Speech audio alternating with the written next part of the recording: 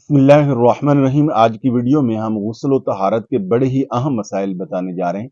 और ये वो मसाइल हैं कि बहुत सारे दोस्त अहबाब ने और बहुत सारे लोगों ने कमेंट्स के ज़रिए या हमारे दारुल इफ्ताह का जो ग्रुप है उसके अंदर और पर्सनल तौर पे जो सवालात करके हमसे मसाइल पूछे हैं, वो गुस्ल और तहारत के मुतल्लिक़ जो सवालात हैं वो हमने जमा किए हैं। उनका जवाब आज हम आपको अर्ज करने जा रहे हैं। और ये बात याद रखिए कि तहारत जो है ये नमाज की और हर तरह की इबादत की कुंजी है। अगर हमारा बदन पाक नहीं है, जिस्म पाक नहीं है और हमने कामल तहारत हासिल नहीं की, तो ये याद रखिए कि हमारी कोई इबादत ही नहीं होगी, नमाज पढ़ी नहीं जाएगी, यानी नमाज होगी नहीं। बल्कि अगर जानबूझ के अगर कोई आदमी तगाफुल करता है, गफलत से काम लेता है और तहारत जो है वो सही तरीके से हासिल नहीं करता, उस पे गुस्ल वाजिब है और वो गुस्ल नहीं करता और उसी तरह ही नमाज पढ़ता है, तो वो सख्त गुनाहगार होगा। लिहाजा गुस्ल के मुतल्लिक़, तहारत के मुतल्लिक़ और वुज़ू के मुतल्लिक़ जो आज सवालात और उनके जवाबात में देने जा रहा हूँ, इनका जानना बहुत ही ज़रूरी है। पहला सवाल ये किया गया कि गुस्ल कब वाजिब होता है, यानी कौन सी सूरतें हैं कि गुस्ल वाजिब होता है। तो ये दूसरा सवाल ये किया गया कि क्या बरहन हालत में वुज़ू हो जाता है। एक सवाल ये किया गया कि क्या गुस्ल करते हुए साबुन और शैम्पू वगैरह लगाना जरूरी है।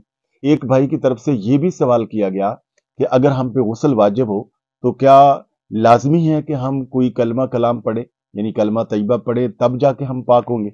और एक सवाल ये भी किया गया कि अगर किसी औरत के नेल पॉलिश लगी हुई है तो क्या उससे उसका वुज़ू हो जाएगा या तहारत हो जाएगी। अगर उस पे गुस्ल वाजिब है तो क्या गुस्ल करने से उसका जिस्म पाक हो जाएगा कि वो नमाज पढ़ सकती है। पहला सवाल जो किया गया कि गुस्ल कब वाजिब होता है। बुनियादी तौर पर 3 तरह गुस्ल वाजिब होता है, यानी मियाँ बीवी अज़वाजी ताल्लुक कायम करें, ये जिम्मेदारी अदा करें। नाइट फॉल अगर किसी को हो जाए, यानी एहतलाम हो जाए, तो उस सूरत में गुस्ल वाजिब होता है। ऐसे ही खवातीन मखसूस अय्याम मुकम्मल करें तो तहारत के लिए उन पर भी गुस्ल वाजिब होता है। दूसरा सवाल ये किया गया कि क्या गुस्ल करके हम डायरेक्ट नमाज पढ़ सकते हैं, यानी हमने अगर गुस्ल किया तो क्या अब हमने नमाज पढ़नी है या कुरान मजीद पढ़ना है या कोई भी इबादत करनी है तो क्या अलग से वुजू करना होगा। नहीं, अगर आपने मसनून तरीके से गुस्ल कर लिया है तो अब अलग से आपको वुजू करने की जरूरत नहीं है। आप गुस्ल करने में और इबादत करने के दरमियान में आपका वुजू किसी भी तरह फासिद ना हुआ, वुजू टूटा ना हुआ, उसी गुस्ल के साथ आप हर तरह की इबादत कर सकते हैं। और गुस्ल आपने अगर मसनून तरीके से किया है, मसनून तरीके क्या है, गुस्ल के असल में बुनियादी तौर पे 3 फर्ज है, यानी कुल्ली करना, नाक में पानी चढ़ाना और इसी तरह पूरे बदन पर, जिस्म पर जो है वो पानी बहाना कि बाल बराबर भी जिस्म का कोई हिस्सा खुश्क ना रह जाए। और ये अगर करने के बाद आपने मसा भी कर लिया है, पाँव भी धो लिए और पूरे बदन पर आपने पानी बहा लिया है और इस तरीके से मसनून तरीके से आपने गुस्ल किया है, तो अब अलग से इबादत के लिए, नमाज के लिए आपको वुजू की जरूरत नहीं है। तीसरा एक सवाल ये किया गया था कि क्या बरहन हालत में, यानी हम वॉशरूम में होते हैं और हम बेलिबास होकर जब गुस्ल करते हैं और उस हालत में जो वुजू करते हैं तो क्या वुजू हो जाता है। अवाम के अंदर ये मशहूर है कि अगर घुटना खुल गया या घुटना नंगा हो गया तो शायद उससे हमारा वुजू नहीं होगा। ऐसी बात नहीं है, वुजू उस तरह भी हो जाता है और गुस्ल भी हो जाता है, वुजू भी हो जाता है। और एक जो सवाल ये किया गया कि क्या गुस्ल के लिए शैम्पू लगाना या साबुन लगाना ये लाजमी है, तो ये कोई लाजमी नहीं है। असल जो हम पाक होते हैं, जो तहारत हमें हासिल होती है, वो पानी बहाने से होती है, यानी कुल्ली करने से होती है, नाक में पानी डालने से होती है और पूरे बदन पर पानी बहाने से हमें तहारत हासिल होती है। और उस हालत में जाहिर है कि वॉशरूम में आप बरहन हालत में तो ना कोई कलमा तजबा पढ़ेंगे, ना कोई और कलिमात खैर पढ़ेंगे, बल्कि लिबास पहनकर बाहर आकर उस वक्त आप जितना भी चाहें कोई तस्बीहात कर लें, कलमा कलाम पढ़ लें, उस वक्त आप पढ़ सकते हैं। ऐसे ही एक सवाल ये किया गया कि खवातीन के हाथों पर, नाखून पर, नेल पर जो है वो पॉलिश लगी होती है, तो क्या उससे उसका गुस्ल हो जाएगा।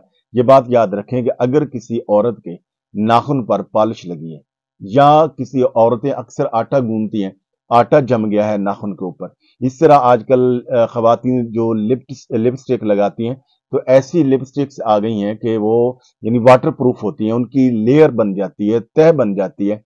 तो इस तरह की औरत के जिसने नाखून पे पॉलिश लगाई हुई, नेल पॉलिश लगाई हुई या वो जो है लेयर वाली वाटर प्रूफ जो है वो लिपस्टिक लगाई है, یا اس طرح ہاتھوں پر کہیں پہ آٹا جمع ہوا ہے، تو اگر وہ غسل کر لے، بلکہ وہ 1000 بار بھی نہا لے اور غسل کر لے اور جتنا چاہے بار بار پانی جسم پر بہا لے، وہ ناپاک کی ناپاک ہی رہے گی۔